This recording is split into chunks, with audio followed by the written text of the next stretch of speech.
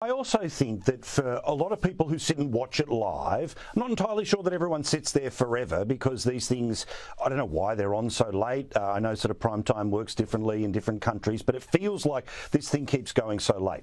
And I reckon if you were watching the first 30 minutes, I just couldn't help but think that this wasn't just the Team Blue world versus the Team Red world. I think there was a little bit of an idea where, like maybe just as a bloke, but I was watching the whole passive-aggressive facial nonsense from her, which was all, yes. He's so crazy. He's so unbelievable. Oh, really?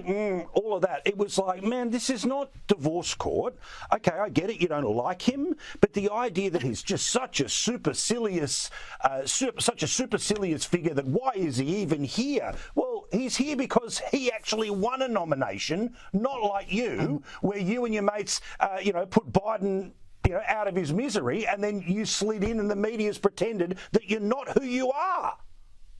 Oh, I'm dying to talk to you about this more, because in this contest, it's boiled down to male versus female. It's not to say Trump doesn't have millions of female supporters, and she has millions of male supporters too.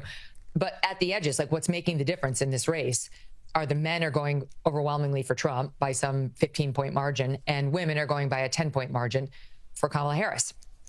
And I was looking at this thinking, what man is looking at that saying, yeah, I might sit it out on election day.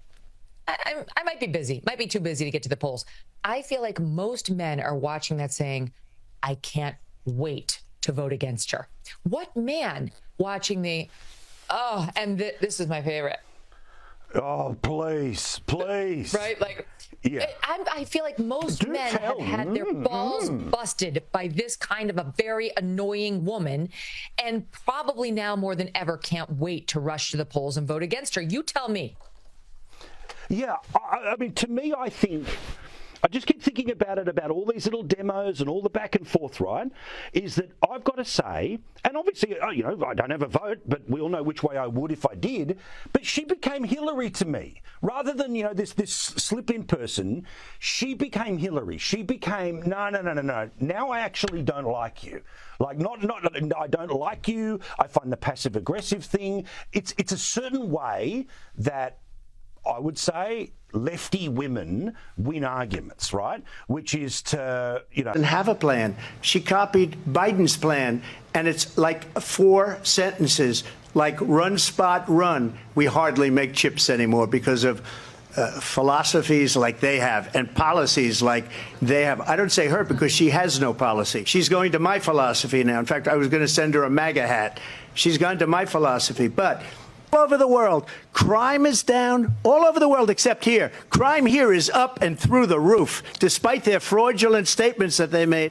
She's a Marxist. Everybody knows she's a Marxist. Her father's a Marxist professor in economics, and he taught her well. But when you look at what she's done to our country, Putin endorsed her last week, said, I hope she wins. And I think he meant it, because what he's gotten away with, Trump back as president. They were afraid of him. People don't go to her rallies. There's no reason to go. And the people that do go, she's bussing them in and paying them to be there, and then showing them in a different light. So she can't talk about that. People don't leave my rallies. We have the biggest rallies, the most incredible rallies.